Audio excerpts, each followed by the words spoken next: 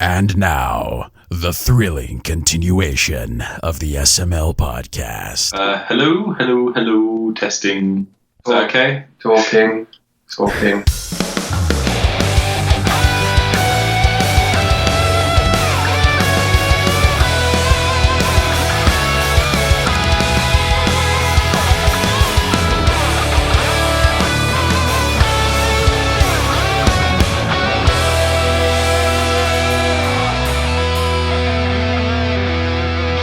What's up, everyone? This is Joe. Another interview. At this time, I have two of the fine folks from Delve Interactive calling all the way from the UK. Would you fellas like to introduce yourselves?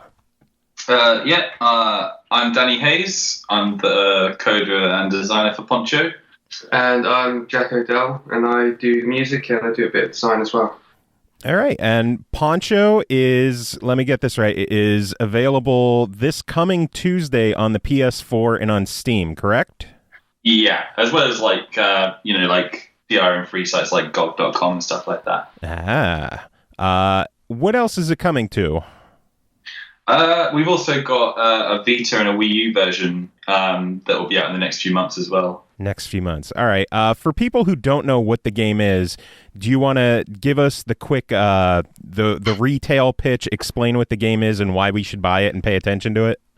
Yeah, so Poncho is about a robot who wears a poncho, who wakes up in this post-apocalyptic world. Humanity's been extinct for centuries, and now sort of all their robots that they made have been left behind to try and kind of find a purpose in life. And Poncho wakes up in this world that's been overgrown with nature, and it's literally like nature's taken back the earth in a kind of way and overgrown all the ruins. And he wakes up and he learns in a dream that he has to go find his father, his creator, the maker. He's out there somewhere, and maybe if he finds him, they can bring humanity back. And that's kind of the whole story. And then you're just kind of left in this open world to explore. It's a pixel art platformer with puzzle elements. And the main mechanic of the game is that you can actually move into the foregrounds and backgrounds. So the world's made up of sections of layers that can all move independently and do all kinds of crazy stuff. And you can move in between 2D and 3D, and there's all these kind of cool mechanics that move around this whole 2.5D mechanic. Yeah, I've run into a couple of fun little mechanics there. The one underground stage with like throbbing techno music, and it would switch from 3D with the platform shifting in different planes, shifting to 2D with the three planes still there depending on where you are, but it's just a really, really trippy mechanic.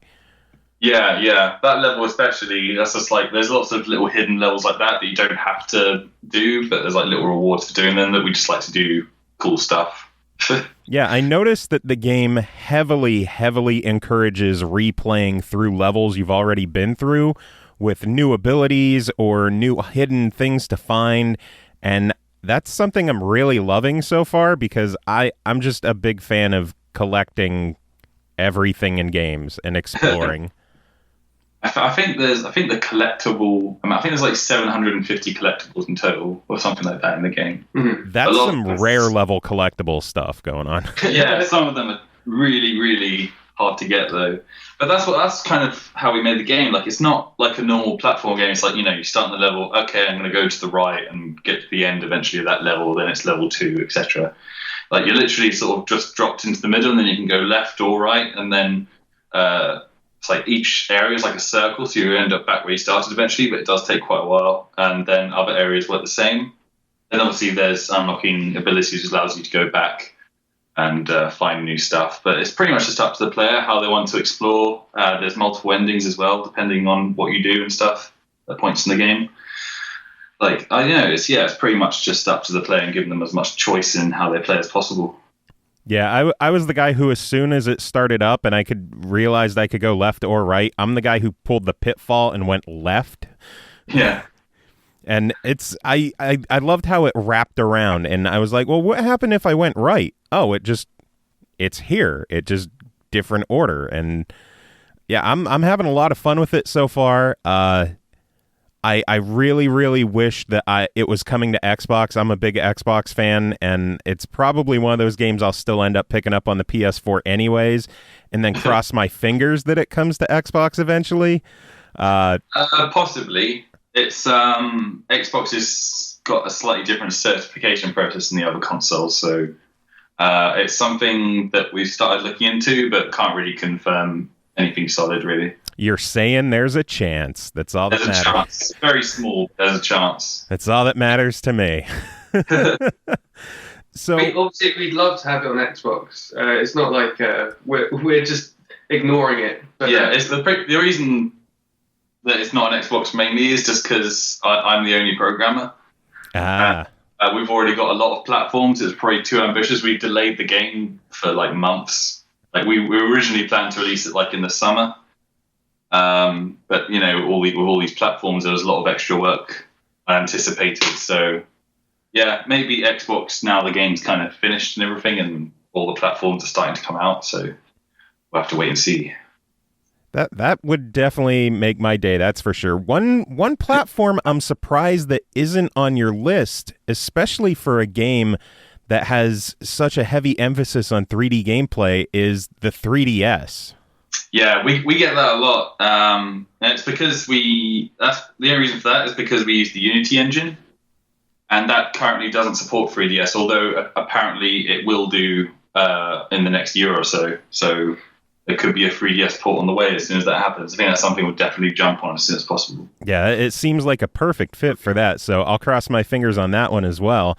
It heavily reminded me of the Mutant Mud series when I first saw it. Yeah. But instead of just straight left to right, collect everything, move on to the next stage, there's that open world style exploration element, which I'm absolutely loving so far. Yeah. You said it was originally supposed to come out in the summer. How long has the game been in development? 3.5 years, just over. Jeez.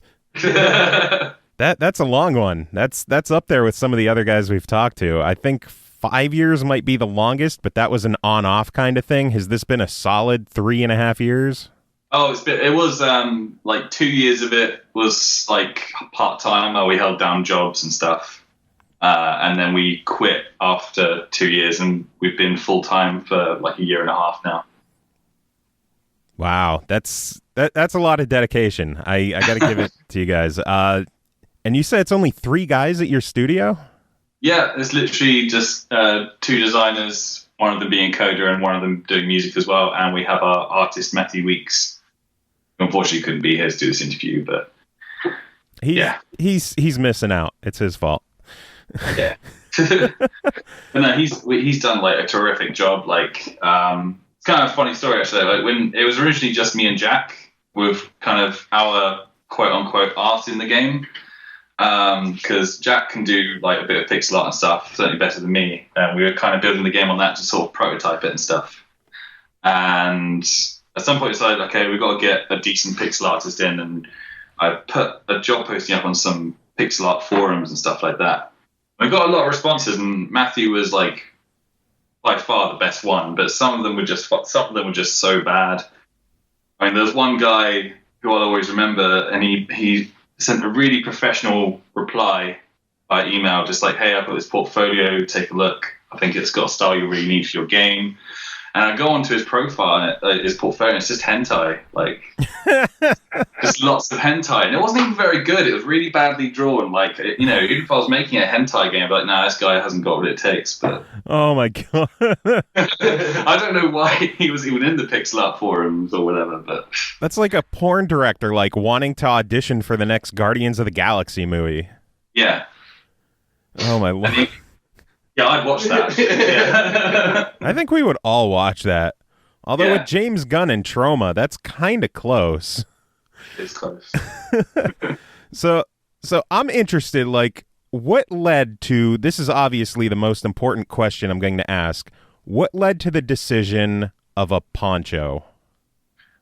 Do you want to tell that story? Or? Yeah, it's unfortunately it's not a very exciting story. I just we were trying to come up with ideas for our next game, which turned out to be Poncho. and I just started drawing ideas, and it was literally the first picture I drew was a little robot in a poncho, and I showed it to Dan, and he went a bit nuts over it. Yeah. And then we spent 3.5 years making it. It was pretty much like I saw this little pixel art guy. He had a backpack there as well. It was like the super cute kind of really unique looking character, and I just thought, I don't know what game we're going to make, but it's going to be about this guy. And we just kind of started on there. It makes me wish that you guys were doing like a physical release with a collector edition and a Poncho Plushie. Maybe. I mean, if people buy the game enough, then we can do that kind of thing. But you could do that for the Xbox release. Yeah, we could totally do that. I'd spend $40 on a collector edition with a Poncho Plushie. Hell yeah. I could sit next to my slime plushies and my chocobo plushie and my alien hominid I have a problem. I need to get a chocobo plushie, and as far as I don't have one. We're big Final Fantasy fanboys over here. What's your favorite Final Fantasy? 7. Okay, I'll let that one go. When people say 10, I can't trust them anymore. I'm gonna take a shot in the dark. I'm guessing your favorite is 6. Oh, good job. Yeah. Just I don't know. Just when people say they don't like 7, it's usually because they like 6. See, I like 7. I just think a lot of people have the rose tinted glasses on when it comes to 7, because going back and trying to play it now, that is an ugly goddamn game. Yeah, I just think it's funny. Like you just see all these things that if a game came out today with a lot of the stuff in that game, just would not get away with it at all. Not at all. Just the amount of typos and stuff that's just so bad. All kinds of other stuff. You gotta love that translation though. That early PlayStation 1 translation period. Oh man, I love it. Probably just my favorite thing is it's Barrett, of course, and it's the way, because he says shit a lot, but they have to put a hyphen between H and I so that you can read it as she. Like that must have been their thinking, but they only did it for him, so it's obvious what they were doing. I remember being surprised being a kid and being like, oh wow, he just said shit in a Final Fantasy game. Can they do that? Although sometimes it's randomized keyboard symbols, which is swearing or bad words. Very inconsistent with their profanity in Final Fantasy VII. They need to get their shit together. Yeah, that's good. No, it's not good at all. I deserve to be slapped for that one. So, what kind of inspirations did you guys have when making Poncho? I think probably a game that inspired me a lot for it was Braid.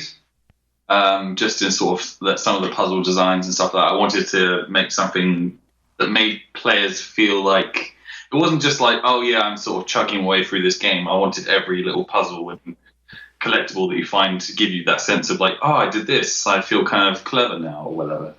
So I think that was a big inspiration. Also, just like old school Sega games. Because that was the first console me and Jack had. It was like Golden Axe and stuff like that. Yeah.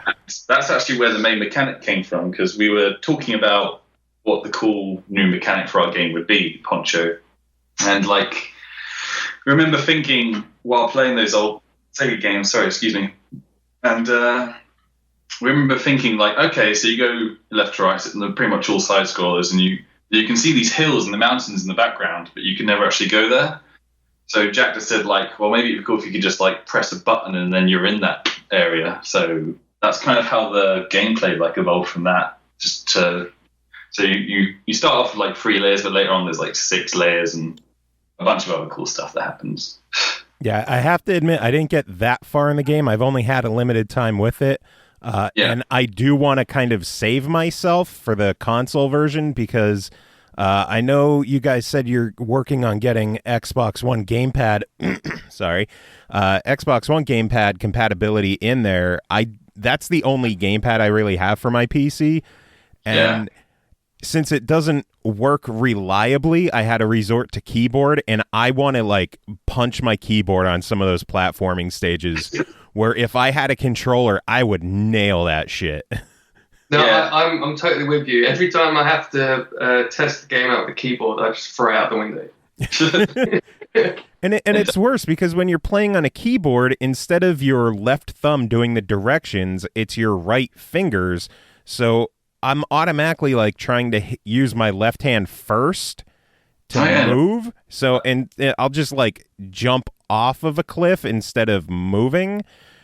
And oh man, it's brutal for me on a keyboard. That's all my own fault though. Yeah, well, it's got full 360 controller support. We're still working on the Xbox One controller support. Yeah, and controller support. We need to do that. We'll get to that. Yeah. Yeah. The Xbox One controller seemed to work really well. It's just the switching between planes was very iffy. Yeah. Yeah, we noticed that. That was. It's probably because it's got the controller mappings to the Xbox 360 controller, so it's probably most of the buttons on the Xbox One controller are probably the same, which is probably why it mostly works. But maybe the triggers are just different, I guess.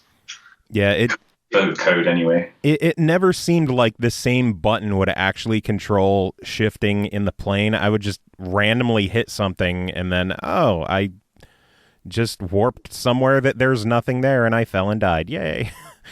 Yeah. But that's the one thing about the game. Like, you do have... It can be quite frustrating, and some parts can certainly be very difficult, especially in the second half of the game. It's quite challenging, but at the same time, you've got unlimited lives. So if you die, you're literally put right back where you were. You don't even have to go to the start of that area. And it does encourage exploration because, you can take that leap of faith and see if something's there instead of worrying that you might not get an S ranking on the stage or something. Yeah. There's nothing that's like... do this quickly, really, in the game. Yes, thank you for that, by the way. Thank you for not putting in, like, star ratings on the stage or time runs or anything like I want games that'll just let me explore at my own pace instead of trying to meet some arbitrary goal. Yeah. That was definitely part of the main sort of vision of the game when we're starting to set off and doing it. It's just we wanted to be as accessible start off as possible, and you could go at your own pace. That's why you can go left and right. But yeah, obviously we've got the hard levels in because just wait till you get to like the 5th world or so. It will definitely become more challenging because there's lots of new ways the mechanics get used, which are pretty cool. Yeah, so far I've gotten through the junkyard, and then as soon as that happened, I'm like, I can go back through other stages and find broken down robots. Oh, yeah. What do you think of the Junkyard King when he hit? I love how he's like, I'm here. Where's my army? What the hell's going on? Like, where is everyone? Yeah, we've always loved that character. That was one of Jack's original designs as well. And it was such an epic appearance of like the background rising up with the shooting colors in the background, and it felt so epic. And then just why it's just you? What the? I loved it. It felt so anticlimactic, and it was perfect. Yeah, we like doing stuff like that. Like, we kind of like doing this, like, and a lot of the opening cutscene type things, like with the dream thing with the clouds and the tower in the back and stuff. We like to go for this kind of 2001: A Space Odyssey kind of thing with epicness, and then juxtapose that with, look, he's just here now. You need to figure out what to do. That's a good kind of humor. That's my kind of humor, so I appreciate that in the game. Yeah, it helps that we've got like Jack here doing the music.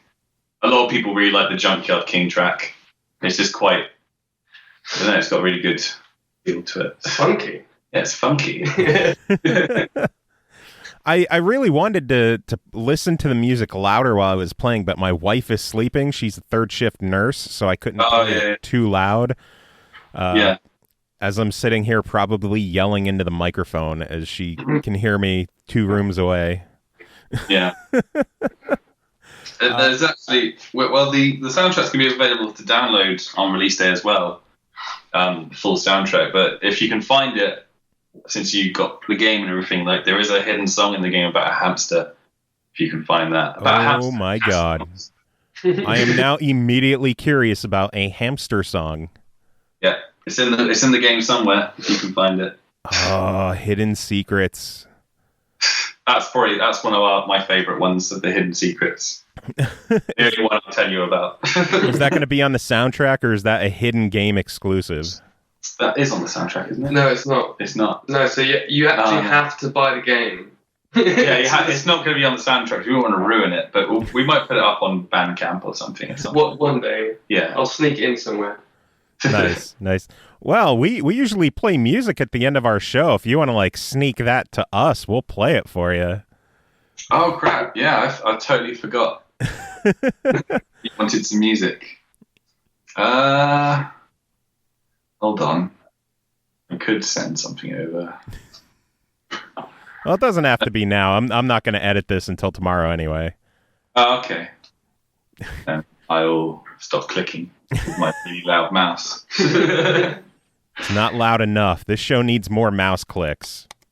I've got a fever. The only prescription is more mouse clicks. Yeah, that's it. I thought I knew it off by heart, but apparently not. So, how much is the game going to be costing? It comes out Tuesday, PS4 and Steam. What's the price on it? It's going to be $14.99. Sounds pretty good. Sounds pretty... Yeah, it's kind of average indie game price. When it hits the Vita, is it going to include cross-buy, or is that going to be a separate deal?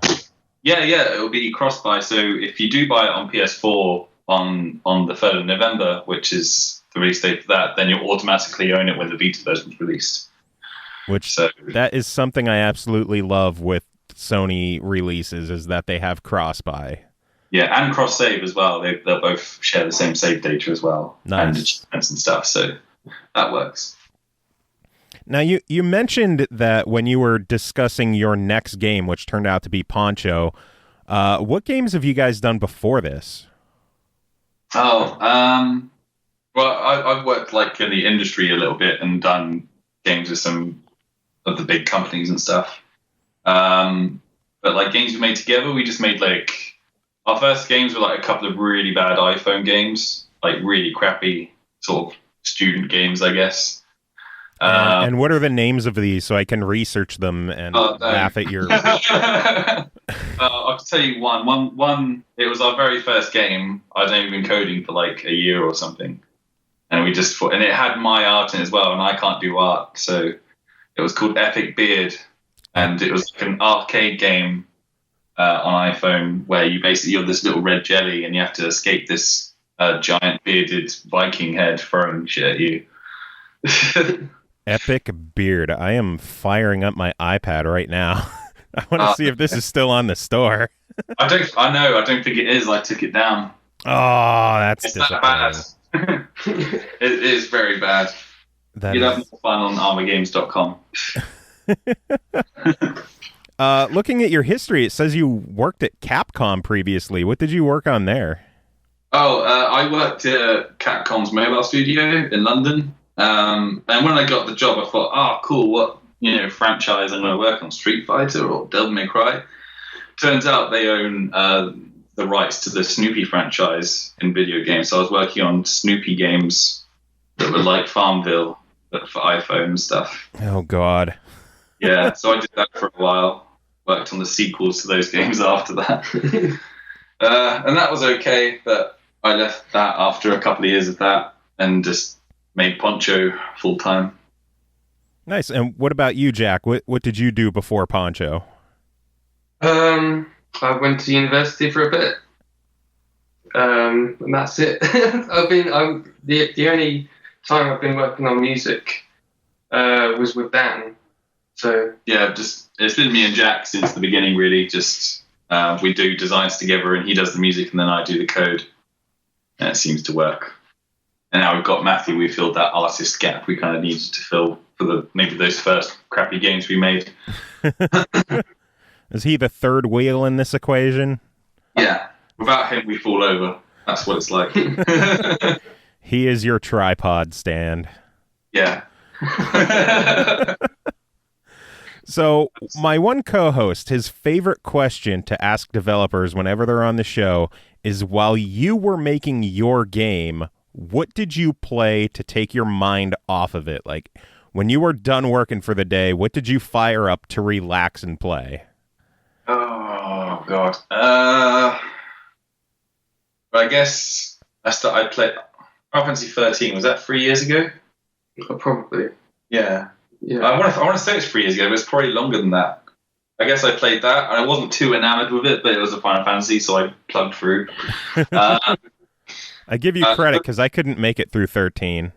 Yeah, I just loved it, like this. What Square Enix said or something. I think it was Square Enix that actually said it. It was like, it gets good after 20 hours or something. That's when it becomes a non-linear storyline where you can like explore and stuff. But anyway, yeah, it's probably that and lots of indie games. Played a lot of like Crypt and Necrodancer, Binding of Isaac, a lot of games like that. Telltale games, I like those. And fairly recently, although I have now installed it and so I'm free, I've started playing League of Legends, which is a disease. Yeah, that's been a popular answer on our show, League of Legends. And they all say, like, a bunch of them, after a while, it's not that they want to play, it's that they need to play. Yeah, it's difficult because it's like video games, it's like, you know, you don't want to play the Skyrim or something. It's like, that requires commitment. You need to, you know, play that.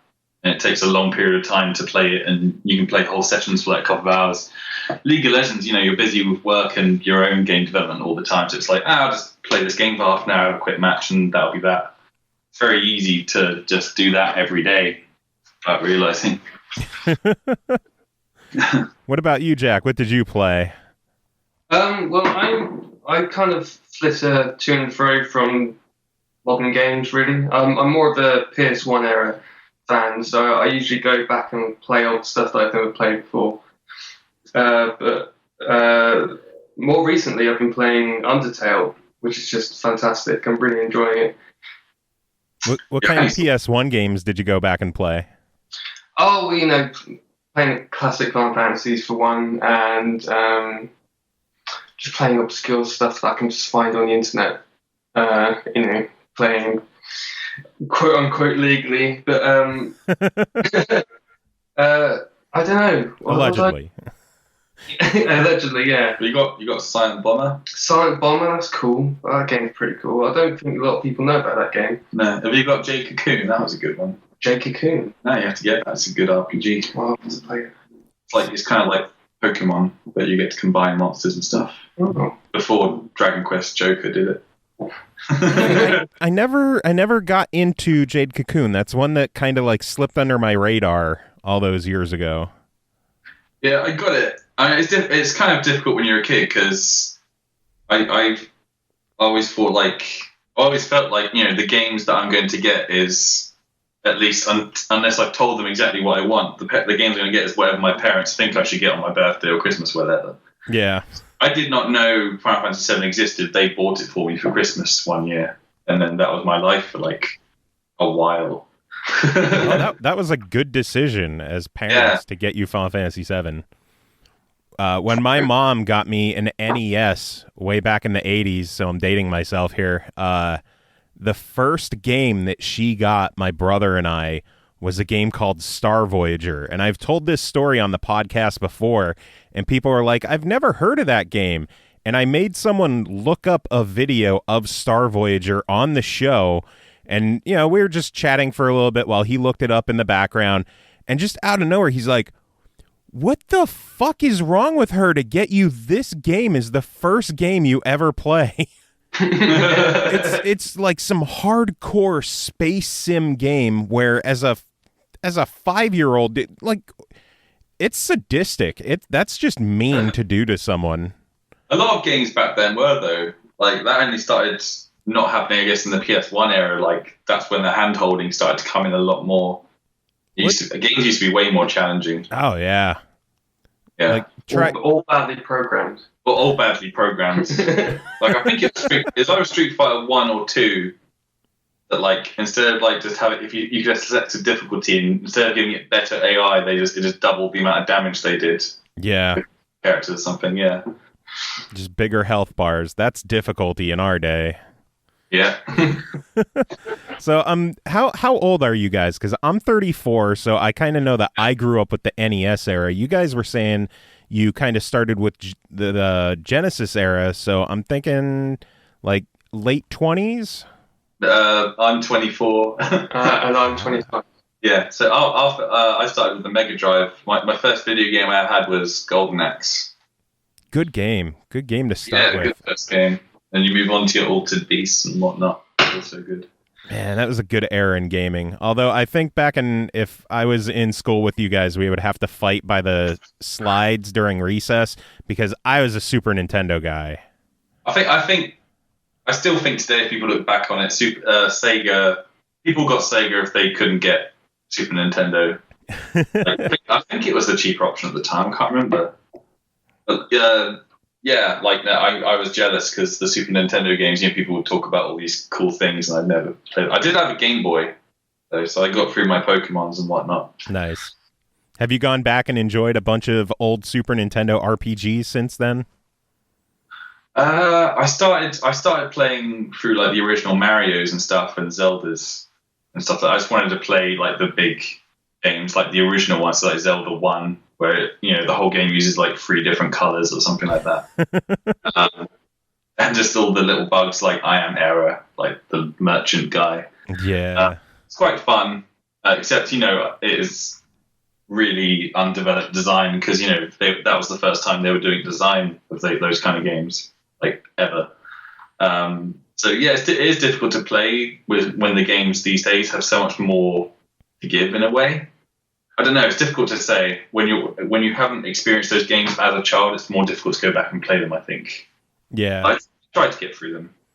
It's like kids today will bitch and whine about, my single player campaign was only 8 hours, and now all I could do is play multiplayer. It's like, when we were kids, we had 30 minutes to beat a game, and then to have fun, you just beat it again, and then again. And then you brought your friends over, and you showed them that you can beat the game, and then you laugh as they can't beat the game, and then you just wrestle. Yeah, that was pretty much it. That was good. That was good times. Damn kids today, so spoiled. We had to get our NES games uphill both ways at 2 feet of snow. It's so annoying. So I've got younger sisters, almost a decade younger than me, and it's like I try to show them games they're not much into games anyway. One of them plays things like Fable and stuff, so that's kind of okay. That's a start. But I try to show them like Final Fantasy VII, and it's like, but he's made of squares. Why would I play this? And I'm just like, you don't understand. Yeah, but you kind of have to accept it. I gotta admit, it's so much easier for me to go back and play NES or SNES era games as opposed to PlayStation 1 or N64 or Sega Saturn. Yeah, because 2D is forever. Early 3D graphics are ugly. Yeah. Oh, they're so bad. It's just Cloud is a rectangle with triangles for a head. That's it. Yeah. It might be my nostalgia kicking in, but I absolutely love crappy looking 3D graphics. Is that just my favourite thing? I wonder if that's maybe because we're kind of at the. I'm starting to feel it's like the end of a pixel art movement we've just had, and maybe there's going to be a PS1 era, GameCube era 3D graphics with low resolution textures and everything. We actually talked about this on the show a few weeks ago, and one of our listeners, Zach, sent in. I forget what the hell the name of the game was, but someone is making a game on, I believe, Kickstarter that is basically visually an early PS2 game. Yeah. And it looks god-awful, and I don't understand how people could enjoy visuals like that, but he's right. People grew up with those visuals, and they think they're the shit. And they're like, 8-bit graphics are stupid. I need my low-res polygons. Yeah, I think the reason pixel art kind of lifted off, and it's one of the reasons we did as well, is because it's a retro art format, so it's got the word retro, so it's instantly cool. You can take that and you can modernize it, so now it's in 1080p graphics instead of it, having scan lines across it or whatever. Back way back when. So I think that's why people do it. But it's like if you used to do that to PS1, like 3D graphics, like how would you modernize that other than making the 3D graphics better, and then you basically got yourself a PS2 game? Yeah, ruining the point. The amount of work that you'd have to put in to make it look like a shitty PS2 game, you could just put in to make it look like an actual good game. Yeah. Maybe there's a way to do it. I don't know. I can only imagine designers sitting there like, no, those textures are too good. Like, this needs to look bad, guys. Come on, we're better than this. Like, it's got to take effort to make a game look that horrible. I guess just let the programmers do all the textures. Yeah, they art themselves. We won't bother. I'll do it. Yeah, I'm good at doing shit stuff. So I'm guessing you guys are big RPG fans, since there's been a lot of mention of like League and Final Fantasy. What are some of your favorite RPGs? Well, we've already mentioned the big one. Me, RPGs. I'm just trying to think now. RPGs. Modernly, I do like games like Torchlight and stuff, kind of dungeon crawling stuff. I know it's not quite RPG, but in terms of like epic scale RPGs, I do like Dragon Quest, of course. Dragon Quest is awesome. Mm-hmm. Start pretty much all the Square Enix ones, like Star Ocean as well. Oh, Star Ocean's so awesome. Yeah. I miss the old Star Ocean games. Yeah. Did you ever play the 360 PS3 one? I forgot what it's called. The New Hope? Last Hope. Did you ever play that? I tried. It was the fact that it was on 2 discs on the 360 and you had to swap discs basically constantly. That hurt a lot. I don't know. It's just that when they try to develop characters, storylines, like there's a couple of interesting characters, but like just like the main guy, his name's Edge Maverick, and that's a problem right there. And then tries to do stuff, and it's just you can't believe in this character. I somehow blocked out that name from my memory, and now I remember it, and now I'm sad. Well, I think actually the worst character development in an RPG game is in Final Fantasy 12. It's Vaughn. And he's the worst because it gives you a little bit and it makes you think there's going to be more, then it just stops.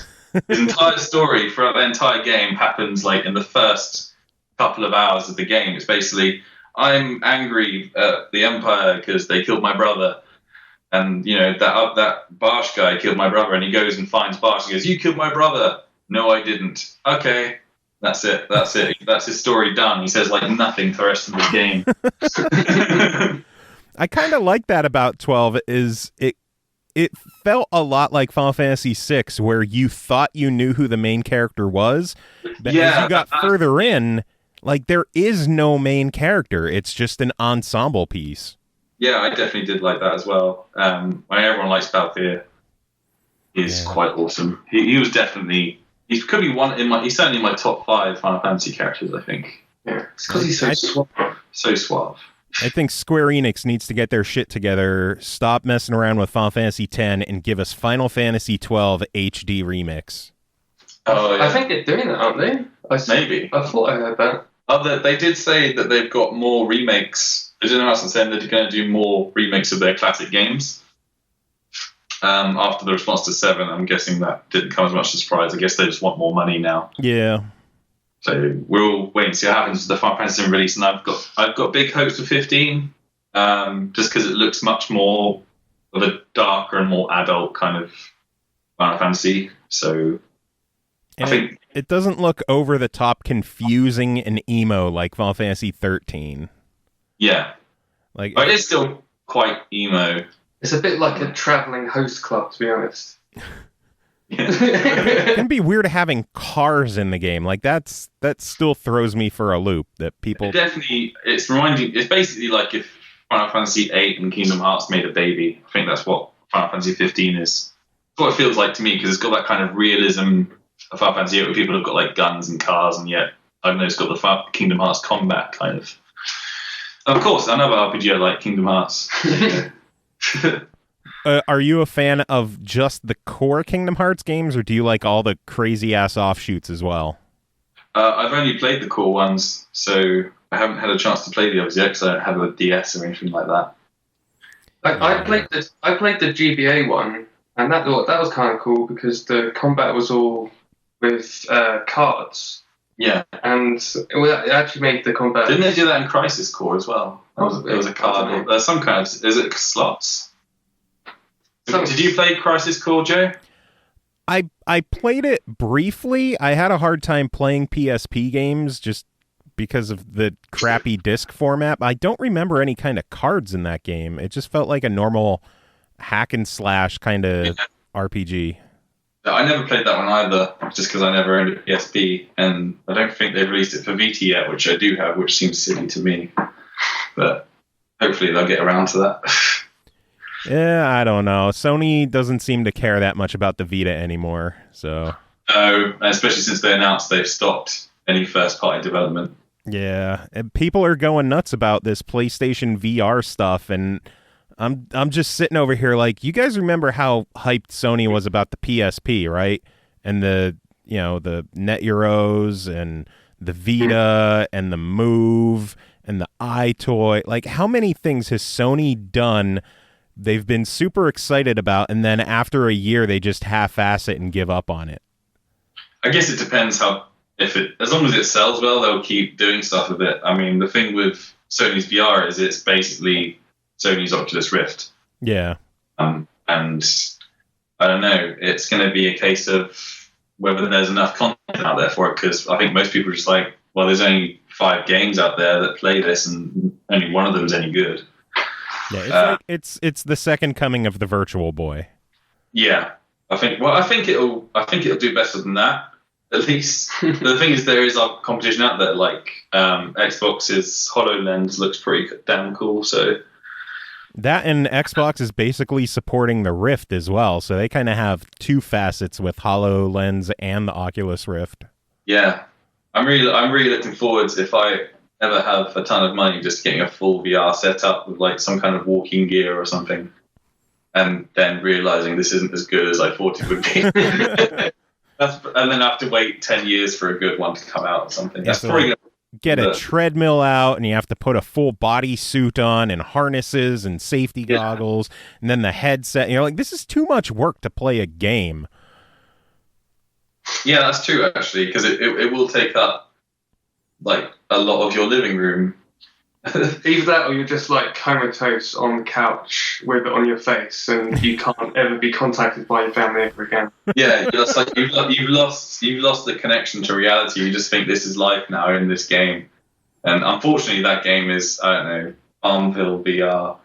Like you put it on, and you become addicted, and you've forgotten what your name is. It's really sad, and people try to stop you, and just like you fight them away. Yeah, you look out for our Doomsday book coming out next year. Yeah. But that should be our next game. We'll do VR. Forget Your Life, VR edition. Farmville VR. Honey, you need to stop playing. You need to eat dinner. It's like, I have candy to crush in VR. This is my life now. I can't remember what my face looks like.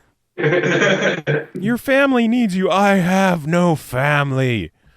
Cows are my family now. Yeah. I was thinking the same thing. Not the pigs. It have to be the cows. Everyone knows the cows are the most family animal on the farm. Daddy, I turned 5. Will you celebrate my birthday with me? Go fuck yourself, kid. I got farms and crops to take care of. I'll like it on Facebook later. Yeah. It's like everyone else is just having their lives like around this guy. He's just slowly gaining weight and aging on this space on the sofa where he never moves. We should probably stop this now. It's gone on for a while. It's going to go really dark in a bit, like even more. So this is the kind of conversation I like on our show. Oh, we've had some good ones on our show before. Nothing beats talking about the game iDarb and eventually getting to talking about like getting sushi at a Las Vegas car rental place. Yeah. Just go figure that a car rental place would have edible sushi in Las Vegas. I guess it would. I mean, other than maybe in Japan, That's got to be like the only place where you'd find sushi in a car rental place. And supposedly it was good sushi. It was some of the best in town. How does that happen? It was the only one in town? Maybe that's why it's there. Like, this is the people with the car rental business. Well, this is an opportunity to open that sushi restaurant I always wanted to open inside my car rental place. Yeah. Turned out, yeah, he defeated all the other sushi business slowly but surely. Well, when the PlayStation VR version of that sushi place comes out, I'm going to try it. Yeah. So, what do you guys see coming next for Poncho? Sequels, or are you going to move on to a new game? I think, well, first we're going to move on to a new game. We're going to do something small and experimental that will take us like maybe a couple of months, just to kind of take a break from doing a massive project like this. And we'll see what that game will be when it's done. And then we'll work on, I don't know, something else. And it'll be another big project that takes probably a couple of years or something, but we have thought about a Poncho sequel, and it's been terrible because, like, for the last year or so, it's been like, oh god, I've just with all the crunch and everything, like constantly working on this thing and not really having a life. It's been like, oh, I don't want to do this anymore, but I have to make sure this game is as perfect as it can be. But now that it's done, and release day is just around the corner. It's literally 5 days away. It's kind of like I could do a sequel. Like that whole thing's changed. Like I've been away from the Poncho code for a little bit now, so it's kind of like, I feel refreshed and ready to do another one. See, and with the sequel, you make the special edition with the Poncho Plushie. Yes, that would be it. if you guys use that idea, I don't want any money for it. I just want a plushie. We'll put that on the quote. Joe wants a plushie. Yeah. Toss me in the special thanks, mail me a plushie, and I'm good. I would like to get some plushies done. Yeah. It depends if people like the game. Have I planted the seed for Poncho plushies? We have been thinking about it before. It's just a case of you pretty much have to have a Super Meat Boy level game before it's worth doing anything like that. Otherwise, I'd have a garage full of plushies. My mum would buy one. You're just standing in the garage, just laughing maniacally at all these plushies towering above you, and then start crying and be like, "What have I done? No one's going to buy these. I'm never going to have life savings is in Poncho plushies." Yeah, I spent all the Poncho revenue in more plushies for Poncho. You treat with happiness, but with plushies. Yeah. You could have gotten a small run made. No, you could have gone with like 500. No, you needed to get that 25,000 mark. Yeah, because that's where you got it cuts the price down by 0.5 cent. Exactly. That's that's not making a poor decision. That is planning for the future with savings. That's franchise investment. People laugh now, but They won't be laughing when that Poncho plushie is getting $400 on eBay. Yeah, that'd be it. They should have pre-ordered. Sons of bitches should have pre-ordered their plushie. We should go do that now. Yeah, and then you find out that who's that guy paying $400 for this plushie? It's Danny Hayes. He's gone crazy with his army of plushies. He doesn't want anyone else to have them now. My precious, I need my plushies. That's pretty much it. That would be it. My precious. That was a good Gollum, by the way. Oh yeah, I learned I could do that in school, and that made me popular for 5 minutes. So now I'm going to re-ask you to explain what Poncho is, but do it as Gollum. Oh no, that's too much. I don't think I could get through that much. Unfortunately, I've got a cold right now. And I'll probably end up coughing by the end of it. Hey, 'tis the season for colds, right? Weather's changing. Yeah. Hit me hard the last few days. You wake up in the morning and you're just hacking for 20 minutes to get a glob of phlegm out. Oh, that's the worst. It's the most wonderful time of the year, right, people? Yeah. So, how does it feel that you're finally getting Poncho out after 3.5 years? I don't know. It hasn't quite hit us yet, I think. Well, I've been silently freaking out for the past couple of days. Yeah, I think certainly the last couple of days it's been building up. Like we're definitely getting this feeling that like it's all about to happen. And like I think just thinking the reviews are going to start coming out like Monday, Tuesday. From all the press and stuff, and it's kind of we'll finally have other than just friends and colleagues is going, yeah, it's a pretty good game. I played it. It's nice. We'll have like out of 10 scores, people judging us. People being actually critical instead of nice. Yeah. That'd be good. It won't just be your mom going, oh, honey, it's wonderful. I'm so proud of you. It'll be some guy in his basement like, this game's fucking terrible. Yeah, it's not as good as everyone says it is. 8-bit graphics are stupid. 4 out of 10. That's the entire review. That's how it feels anymore. It seems like the retro visual style has gotten so popular, and now the backlash is coming. Yeah, we've definitely seen that. Like people have commented sometimes, like on our Greenlight page, like, "Oh, another pixel art platformer. Who needs one?" Kind of thing. But we've really tried to go all out with the pixel art in this game and tried to make it look good. It does. It looks gorgeous on my monitor. I can't wait to see how it looks on my TV instead of a 20-inch monitor. Yeah. Yeah, it does look good on the PS4. Like, it is so good on the PS4 just because it's a powerful machine. It's more powerful than my computer. I need to get a new one. But I mean, we spent a long time in it. Like, obviously, Matthew, our artist, did all the art, but then I did most of the level design. So like every single sprite in the game is hand placed. We didn't use a tool or anything towards the end, so it's like it literally took at least a week to make each level. Wow. That's really impressive. It took a while. So we wanted it to be really get that kind of wild, overgrown look and slightly messy, and I think that kind of adds to it. And all the random robots walking around saying weird crap to you. Yeah, they're all depressing and slightly philosophical or whatever. And the key vendor, how he friggin' opens the trench coat. Oh my god, I lost it. Like, hey buddy, you want some keys? I like it when you close that, when you exit the shop and he goes, thank you. It's like, I love that. Whenever Jack delivered like new sound effects or anything to me, I'm like, oh, that's awesome. It's literally just me going to the microphone. Thank you. Yeah. See, I love it when studios do their own voice acting instead of hiring people to do small stuff like that. Last week we talked with Metalhead Software, who did Super Mega Baseball, and one of our favorite parts of that game was just the voice of the umpires, because they didn't hire anyone to do it. It was just a couple of developers went into a sound booth, and instead of going like, strike one or strike, they're like, strike one, low and outside. Just the voices that they went with. And it's stuff like that stands out, and it's not Troy Baker. So yeah. Or Nolan North. Yeah, true.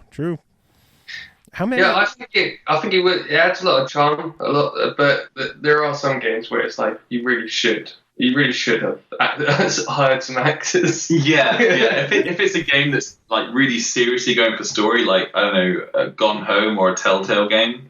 Yeah, like, then you want actors, but if it's just like a couple lines here or there, you got to throw that personal feel behind it instead of, oh, we hired this guy and they don't care at all about the game. This is just a paycheck for them. Like, this is your life. So all of you is going into that shopkeeper saying, thank you. It took me a week to, get to it.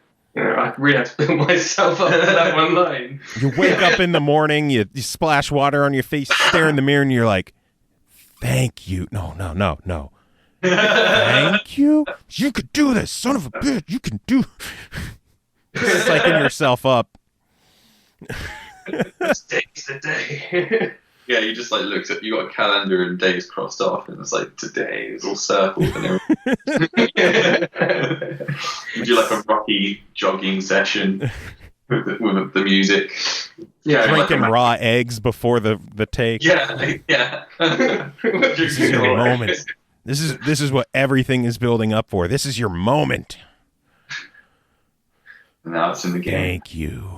But we are thinking like we might include ourselves as like cameo characters. If we do a game where we can afford to do like full-on voice acting throughout it, and it's just going to be like a fun, kooky game, we'll throw ourselves in as like cameos, just doing some kind of silly voice. Yeah. Nice. Yeah, it'll be fun. Well, if you ever want a voice actor, I have a decently tolerable voice, and I am more than willing to say dumb things into a microphone, as evidenced by this entire podcast. Yeah, it could be a thing if we ever get round to it. Unless Poncho is like a total failure, and then we'll have to go get a real job. We'll just wilt. Yeah, we'll wilt. We won't be able to make the next games. Oh. I believe in you guys. I think the game is really fun so far that I've put into it, and I crossing my fingers that you guys do well, because Poncho 2, the ponchoning needs to happen. The ponchoning. Yeah, that's good. with the Poncho Plushie special edition. Can't forget the plushie. No, that's first on the list. Central. Before we make the game, we've got to make the plushie. Yeah. Don't worry about the game yet. Focus on the plushie first. The game comes after that. And then you could have the behind-the-scenes Blu-ray of, like, psyching yourself up in the mirror to do your voice acting lines. Yeah, and psyching up to make the plushie. Behind the shopkeeper. It's just me, like, all horribly, like, depressed in front of a microphone with sweating. I haven't showered in days. I'm just like, thank you. It could be like the documentaries where like you have your in-studio session where you're reflecting back. Like it was a rough morning for me. I woke up late. I wasn't sure that I was going to be able to say the lines on time, but you know, it's just something that you have to fight through. It's the pressure that you have to fight through that makes all of this worth it. Yeah, it's like there's a whole story. It's gonna be like one of those gritty British documentaries. It's like he's been training for years for this moment. And he goes to the studio to record, and he goes, "Thank you," and he messes up, and then he's like, "Oh no!" And then he develops an alcohol problem, and that's when the downfall began. Yeah, but it gets worse. 3 years later, after the relapses and the rehab, he was back in the studio to give it one more shot. Thank you. There's like he meets he becomes homeless. And he meets another homeless guy on the street who was actually a legendary voice actor, and then he trains him through a montage. And then he's ready. He goes back. He has a shave, and then he does it right. Roll credits. And the mentor is in the game is like Toothless Willie the robot. Special cameo. The last shot of the movie is like Jack just comes out of the recording having recorded, and the homeless guy is there, and he just looked back over his shoulder and walked past over the hill waving into the sunset. A thumbs up over his shoulder. Yeah, did good. Is this like the ending to The Wolf of Wall Street or something? Yeah, let's do that. 2.5 hour long documentary packaged only in the Poncho 2, the Ponchoning Poncho Plushie Special Edition. Pre-order now at your local game and GameStop locations. It's just like the front cover of the DVD. It's just your face all haggard. $129.99. Pre-order now. Thank you. That's the name of the film. Get the Toothless Willie alternate Poncho skin. Yeah. Sorry. I like to think that you laughed so hard you fell out of your chair for that. Yeah, that was just me knocking the table. Flipping the table. Why didn't I think of these ideas first? Yeah, that's me. I have a tiny table that I keep. It's like a little doll's table I keep around so I can flip it over and make a statement. It is a dedicated flipping table. Yeah. They sell them at the shop. It's owned by the League of Flipping Tablers. No, wait, the League of Table Flippers. That's it. That's right. There's an entire league, and they frown on flipping big tables all the time. They don't want to draw attention to themselves. It's got to be a card table that you flip. Yeah, just a training table. You've got to build up. I've got my own movie coming out as I'm training for the table flipper, and I mess up. That's an Easter egg on the Shopkeeper Blu-ray. Yeah, if you stay in the little start menu thing, and you stay there for 10 minutes, and you do the Konami code, you get to see my movie. A 15-minute behind the scenes of flipping table. Yeah. Oh my God. I want all of this to happen now, because I would buy that special edition. Yeah, I think that's something we should definitely do and put time into. Yeah, we'll do that. We'll stop making games and start making weird parodies of ourselves making games. There's one guy in the United States who's going to buy this, and damn it, we're going to make it. Just table flipping. I was at a convention I go to called MagFest. They do a charity thing for Child's Play where you pay so much money and you could flip a table. It's table flipping for charity. And one of the best options that they have is, you could pay so much to have a dinner set on there, or they have a second table off to the side where people waiting in line can put a puzzle together. Wait, this sounds like a real thing. Is this a real thing? This is a real thing. It happens at a convention called MagFest. Wow. Again, all the money goes directly to Child's Play charity, and it's just a way for people to get out their aggression and flip a table for the hell of it. And I'd definitely get it with a full China set. Yeah. Hey, double tap. That's what I'm training for. That's actually run that event by the League of Table Flippers. It's not known by the community, but the League of Table Flippers, that's their tournament. They come from around the world. MLG table flipping. Yeah. But yeah, the most popular option was this secondary table that people are putting a puzzle together while waiting in line. You pay $50 or something, and you get to flip that table with the puzzle on it. So they flip the table, the puzzle's destroyed, and then people go back to putting the puzzle together for the next person to flip. Wow. It was fun. Me and 4 different friends all chipped in. I think it was $25 each, and we just destroyed this one table. They had plastic dinnerware on there. We shattered a mug. It was fantastic. You got to break a few things. So it sounds like, cause the line was obviously long enough that they could assemble at least some of a puzzle before they got to do it. Yeah. Was it really in demand? People were queuing up? Oh, the lines were huge. They did it for 4 hours, and it was a nonstop thing. They've actually been doing it every year since, because it makes a lot of money for charity, and it's low cost, low effort, a lot of money to charity. It's just fun to do.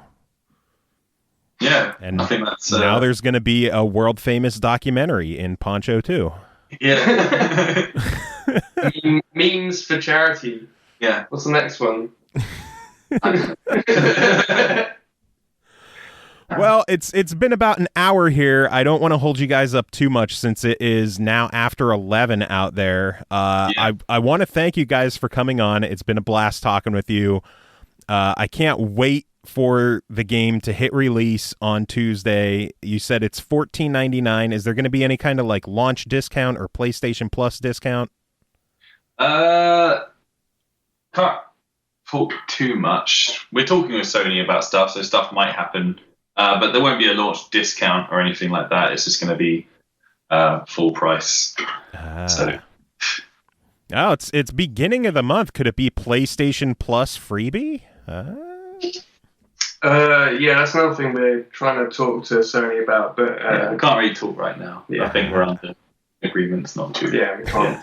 Yeah. We've said too much. Yeah. The League of PS Plus. They frown on this. They're probably going to find me. Yeah.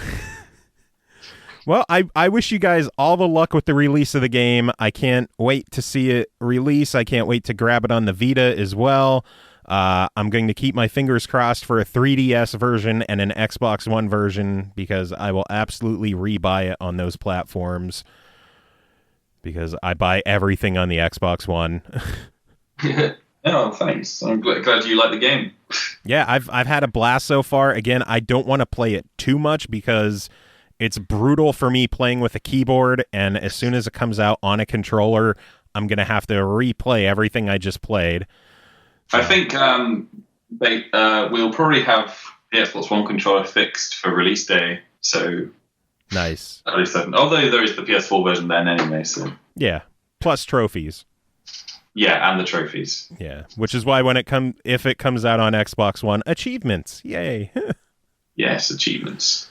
But again, I want to thank you guys for coming on. It has been a blast talking with you. I hope you guys come back on again sometime when whatever other projects you have in the works come out. Do you have any final words to say to our listeners? Yeah, just basically a massive plug for the game. Poncho is a new pixel art platformer coming out on the 3rd of November, so very, very soon. It's coming out on Steam and PS4 worldwide. So, yeah, try out the game. I think that's it. Hey, and thanks. Yeah, and thanks. Just